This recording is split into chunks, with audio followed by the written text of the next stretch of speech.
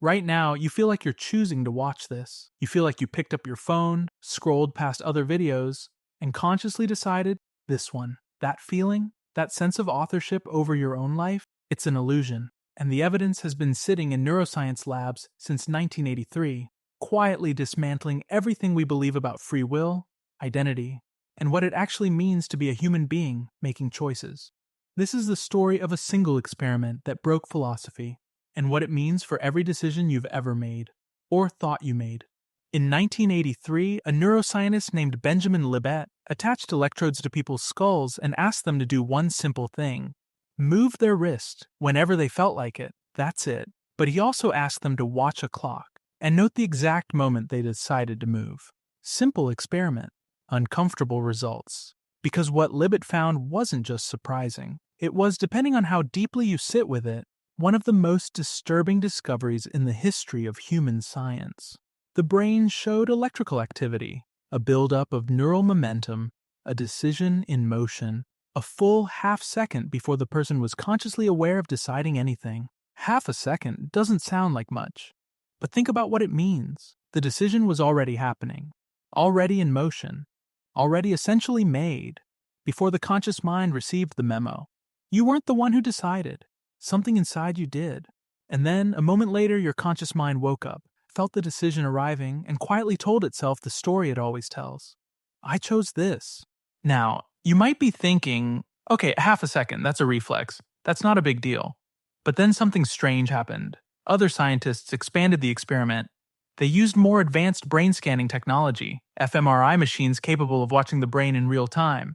And they pushed the timeline even further. In a 2008 study at the Max Planck Institute, researchers found they could predict which hand a person was about to move up to 10 seconds before the person had any conscious awareness of choosing. 10 seconds. Think about what you did 10 seconds ago. And now imagine that right now, while you feel like you're simply watching a video, somewhere deep in the architecture of your brain, your next major decision is already forming, already crystallizing, already, in some meaningful sense, already made. And you won't know about it for another 10 seconds. The question stops being, do we have free will? The question becomes something darker. Who, or what, is actually living your life? Here's where most people stop. They hear the Libet experiment. They feel briefly unsettled, and then they close the thought like a door they're not sure they want to open. But that's not where this ends. Because the implications don't stay in the neuroscience lab. They follow you home. Think about the last major decision you made. A job you took, a relationship you stayed in or left, a road you turned down at 2 a.m. in a city you barely knew. You remember making those decisions. You remember the weight of them, the deliberation, the feeling of standing at the edge of something and choosing to jump. But what if the deliberation you remember, the careful reasoning, the pros and cons, the long sleepless nights? What if all of that was post-processing? What if your brain had already decided deep below the surface of your awareness, and everything you experienced as thinking it through was simply your conscious mind being walked through a decision it had no part in making?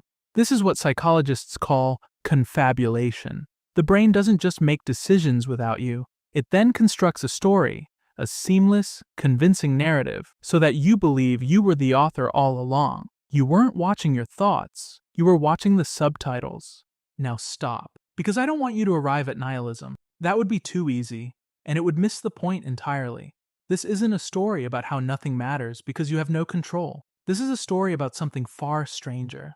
Every decision you've ever made emerged from a specific configuration of neurons, shaped by genetics you didn't choose, experiences you didn't ask for, a childhood you can barely remember, and 1,000 moments of invisible influence you never noticed. You didn't build the brain that makes your decisions. You are the brain that makes your decisions. Because the real question isn't, do I have free will? The real question is, what am I? If your choices emerge from the unconscious machinery of your biology and experience, and you identify with that machinery, then in a very real sense, you are free. Not free from your nature. Free as your nature. But here's the uncomfortable part. If that's true, then the same is true for every human being alive. Every person who ever hurt you. Every person you ever judged. Every version of yourself you've ever been ashamed of. All of them. Products of a configuration they didn't choose. making decisions that were, in some deep biological sense, already made. And this is where it gets quietly devastating. Because if you follow this logic, really follow it without flinching, you arrive somewhere most people are afraid to go. The life you've been living, the person you've been becoming, the future you're moving toward. All of it has been, in some sense, always going to happen. Not because of fate, not because of destiny, because of physics. You are a physical system, extraordinarily complex, breathtakingly intricate, but physical. And physical systems behave according to their nature. The river doesn't choose to flow downhill, and yet the river flows, beautifully, powerfully, like something alive. Here's what I want to leave you with. Maybe free will, the way we've always imagined it. Some ghost in the machine pulling levers, standing apart from biology, and maybe that was always a story we needed to be the main character of our own lives. Maybe the uncomfortable truth is that you are not the thinker of your thoughts. You are the space in which thinking happens. You are not the decision maker. You are the place where decisions emerge. And somehow, strangely, terrifyingly, and maybe even beautifully, that process produced you. This specific version, this exact configuration of fears and loves and questions, and the particular way you feel right now, sitting with an idea that makes the ground feel slightly less solid than it did 5 minutes ago. You didn't choose to be curious about this, but here you are, and maybe that's the most honest thing about being human. Not that we're free, not that we're trapped. We are the universe, briefly, trying to understand itself. And even if that was always going to happen, it's still happening right now.